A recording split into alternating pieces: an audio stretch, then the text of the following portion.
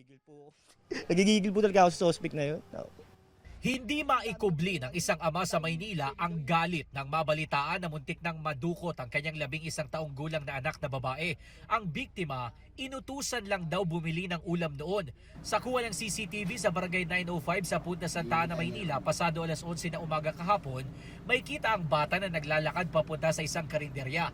Sa di kalayuan, may kita naman ang lalaki na kaputi na sinundan ng biktima, pero umalis din kalaunan.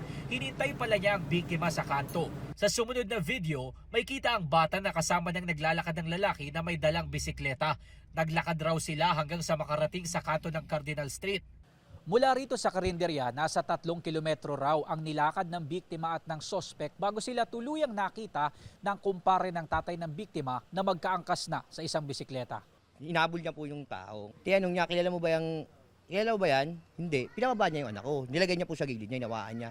Agad daw tumakas ang lalaki. Ayon sa barangay, nagpanggap ang lalaki na kakilala ng nanay ng biktima at pinangakuan daw siya ng kung ano-ano. Parang hypnotismo, I don't know kung ano pong klaseng ginawa doon sa bata. Sabi ng barangay, nakikipag-ugnay na sila sa ibang mga barangay para matukoy ang pagkakakilanlan ng lalaki at magbigay babala sa mga magulang.